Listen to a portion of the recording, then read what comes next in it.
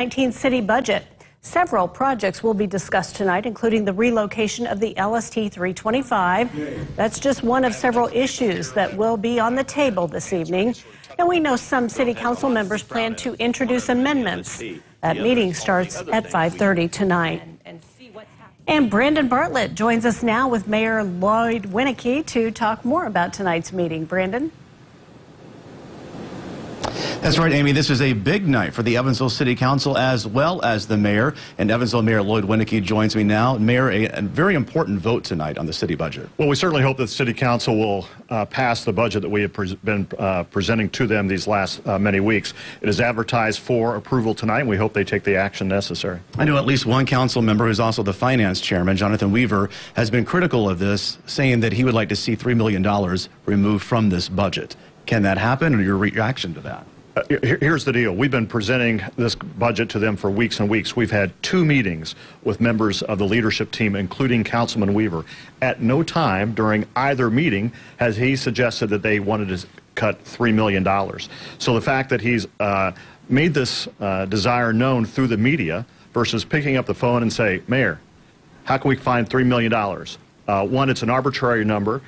Secondly, he hasn't communicated directly to us, so we really don't know what his intention is, what's behind it, other than I think it's a political motive, and I think it shows his lack of understanding of how the budget process works, and frankly, it's disappointing. I wanted to read to you a quote that he said last night on Eyewitness News to let you respond to it.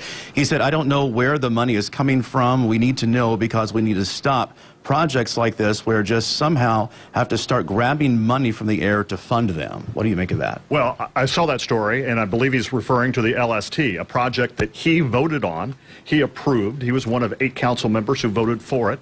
As has been well publicized, the initial bids came in over budget. So those bids, as we speak, are being rejected by the Port Authority. Almost every major construction project, I would even cite the Doubletree Convention Hotel as one that comes in over budget the first time or two. This is no different.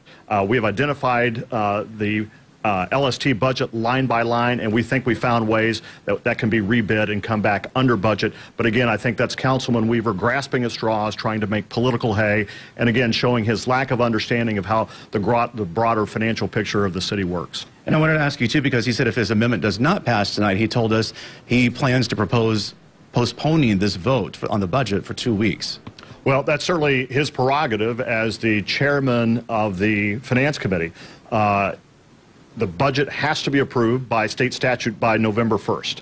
So he can put it off 2 more weeks, but anything after that, it gets to be really challenging for the city and puts the city, frankly, in a really precarious, more precarious financial position for 2019 if a budget is not approved by November 1st. Are you concerned about what's going to happen here in a few minutes?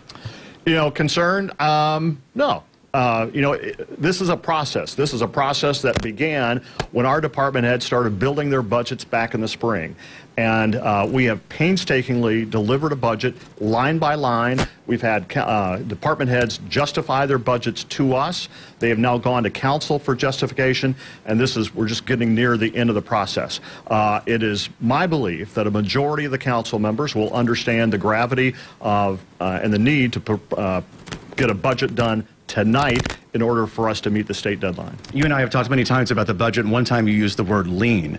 If he wants to take $3 million out of this budget, can that happen? Well, sure, you could go in and cut $3 million, but you have to understand the ramifications of cutting $3 million.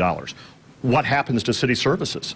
And he's not said whether that should come out of the operating budget, the capital budget, or a combination of both of those budgets. So it's pretty easy to sit back and say, hey, cut $3 million, go figure it out. But in fact, we believe the state statutes requires that the council make cuts and not the administration. We have built the budget, we have presented it to them, and we're confident the state statute is on our side. And if they want to cut $3 million, it's incumbent upon them to do so. If it happens, and I don't think it's going to, but if it happened, it would be a very difficult process to go through, and frankly would have a great impact on city services. Is this concerning to you that this is coming from the finance chairman?